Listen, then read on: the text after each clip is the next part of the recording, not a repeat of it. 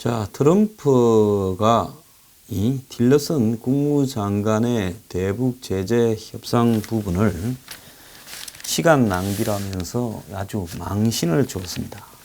그 이후에 한국의 언론들, 천박하기 그지없는 한국의 언론들은 트럼프를 나무라면서, 물론 문 정권의 입장에서 그러겠죠. 이 부분이 결국은 국합 배드캅이다라고도 이야기합니다. 그러면 트럼프를 나무랄 필요는 없죠. 트럼프는 역할 분담에 의해서 악역을 수행하는 거고, 틸러슨은 국합, 이 착한 사람 역할을 수행하는 건데 왜 트럼프를 나무랍니까? 한국에는 툭하면 트럼프를 우습게 보는데요. 저도 개인적으로는 트럼프에 대해서 과거의 기대만큼은 이런 것들은 다 접었지만은, 그렇다고 트럼프가 모든 어떤 욕을 다 먹어야 될 책임을 질 이유는 없는 겁니다. 자, 그러면서 한국의 연합뉴스는 어제 머지않아서 틸러슨이 사임할 거다라고 이야기를 하는데요. 미국에는요, 대통령과 장관이 싸운다고 사임을 하는 일은 별로 없습니다. 한국 같은 경우에는 대통령과 장관이 싸우지도 않고, 옛날에 진영 보건복지부 장관이 박근혜 전 대통령한테 뭐 좀 빼딱했다가 사표를 냈는데요. 그게 아마 그런 정도가 이 최고의 저항일 거라고 보이는데, 미국에는 따지고 보면 대통령과 장관 사이에 티격태격하는 일이 숱하게 있습니다. 과거에 보면 미국의 이 합참 의장을 했던 콜린 파월, 이 미국의 1차 걸프전의 영웅이었고요. 2001년부터 2005년 사이에 부시 임기 1년 차를 거의 국무장관을 다 떼었고 2년 차의 초반에 그만두었습니다. 근데 콜린 파월 같은 경우에는 부시하고 수도 없이 싸웠고, NSC의 콘돌리자 라이스, 콜린 파월을 이어서 국무장관이 됐던 이 여성과도 수도 없이 싸웠습니다. 그렇지만은 임기를 4년 이상 했습니다. 그래서 싸웠다고 곧 그만둔다, 그건 있을 수 없고요.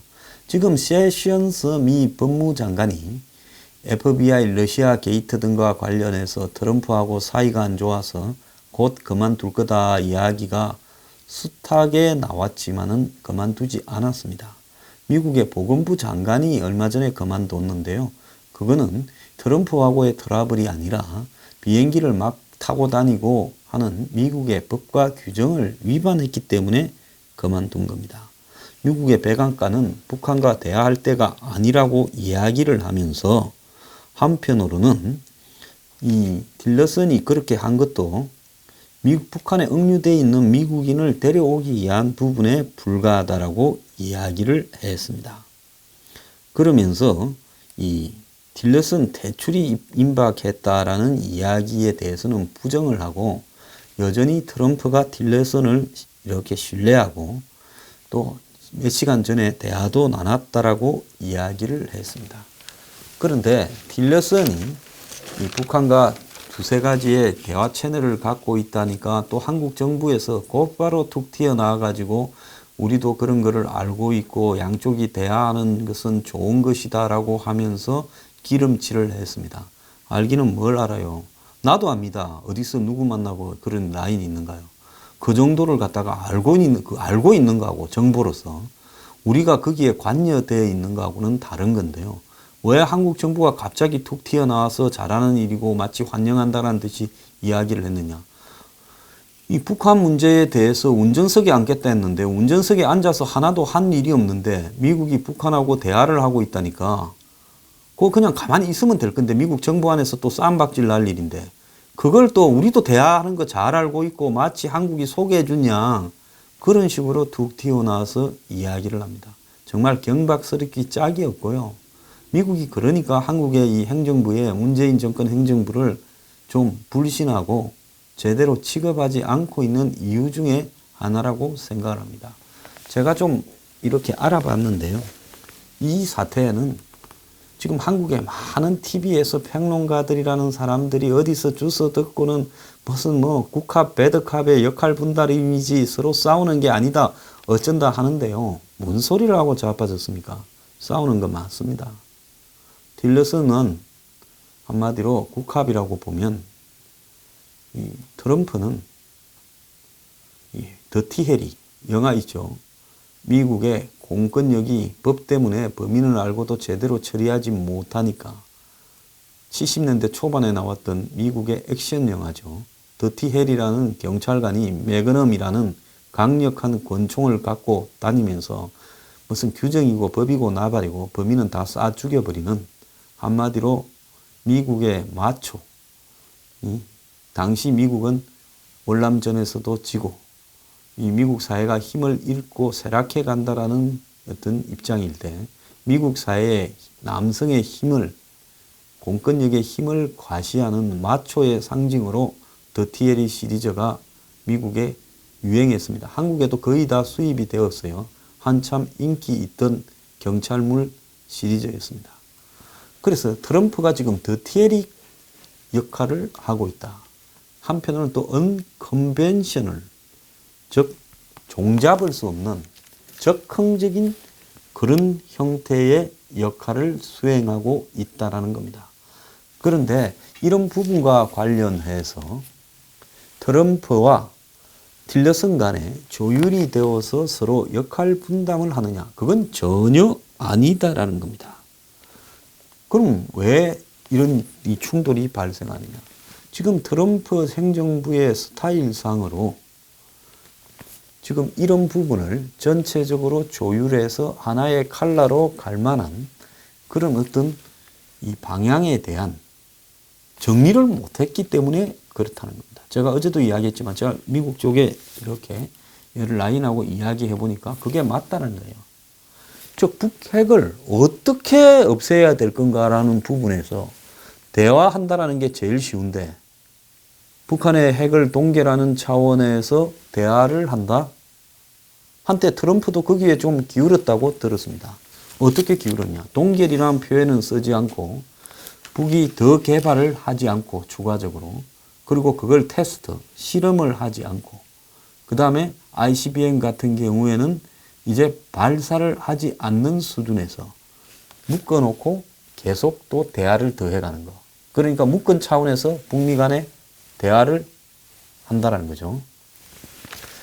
그건 이제 대화의 조건이지 최종적으로는 비핵화라는 부분을 또 미국이 명분상으로는 현재 수준에서는 없앨 수 없기 때문에 북한은 비핵화는 걷어채워버리고 동결로 끝을 내자라고 이야기를 하고 있지만은 미국은 이 북한과 대화의 조건으로는 이 아까 말한 동결이란 표현을 쓰기는 싫고 그리고 이제 그 대신에 테스트를 하지 않거나 추가적으로 실험을 하고 그 다음에 또 발사를 하지 않고 더 개발을 하지 않는 수준 이렇게 표현을 합니다.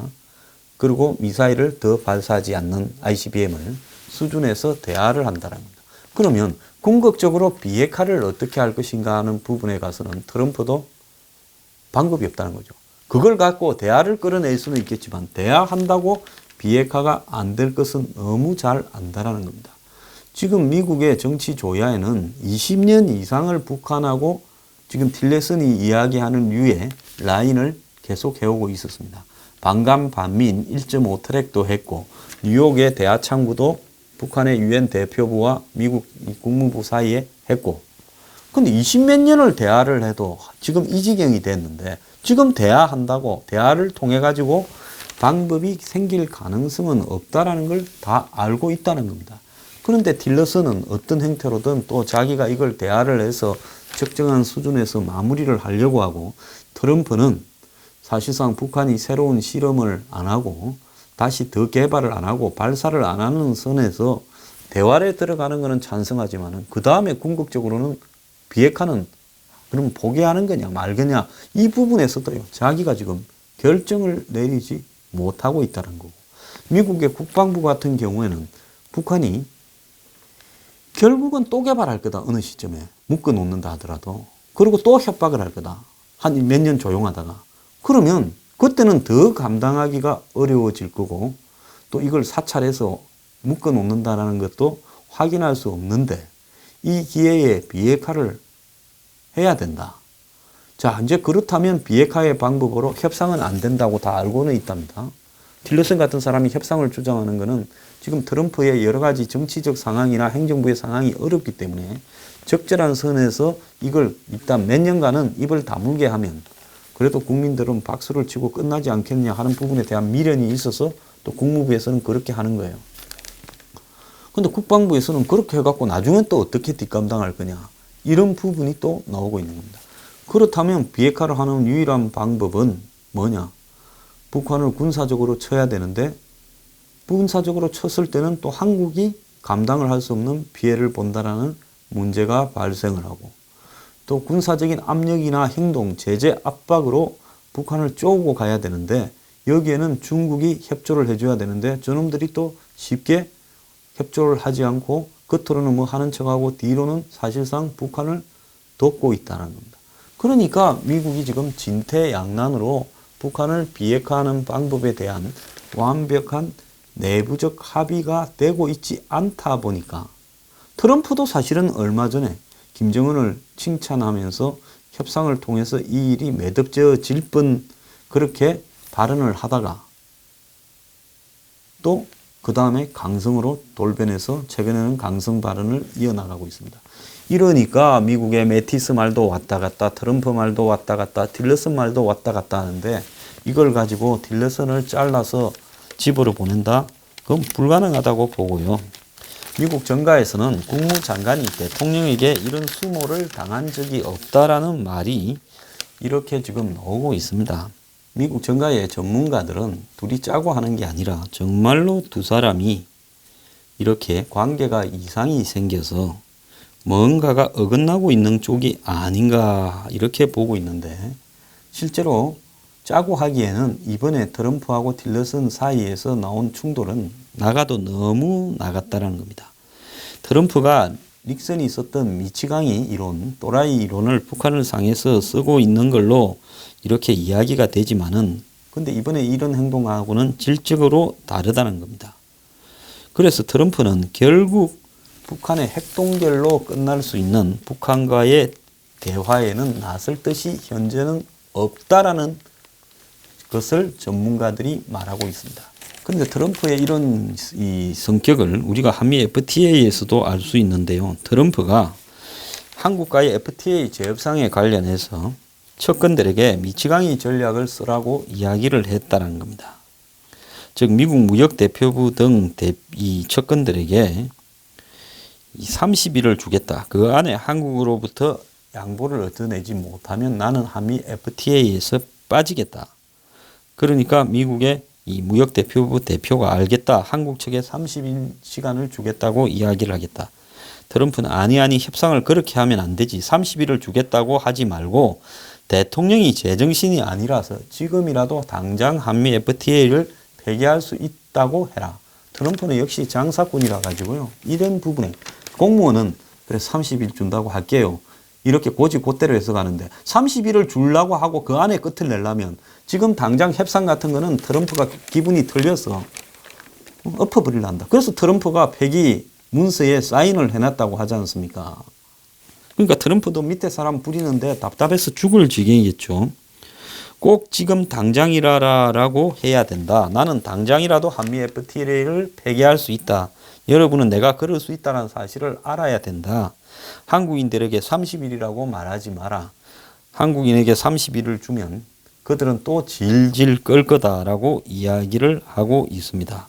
트럼프는 미국 대선 국면에서도 미국은 애척 불가능한 나라가 되어야 된다라고 연설을 하면서 자신의 외교 방향을 알렸고 자기가 무슨 짓이라도 할 수 있는 인물로 외부에 포장되기를 이렇게 바라는 겁니다. 그래서 상대 국가가 트럼프를 어떻게 다룰 건지 답이 안 나오도록 해야 된다. 이런 트럼프의 방법은 앞으로 이제 상대방을 자극을 해서 전쟁이 일어나게 할 수도 있다라고 이야기하는 사람도 있지만은 지금 북한이 1.5 트랙이나 비밀 접촉에 응하고 있는 가장 큰 이유는 트럼프의 말과 행동이 과연 목표가 무언가 하는 부분을 몰라가지고 온 사방으로 끈을 대어서 그걸 해석을 하려고 하는 겁니다.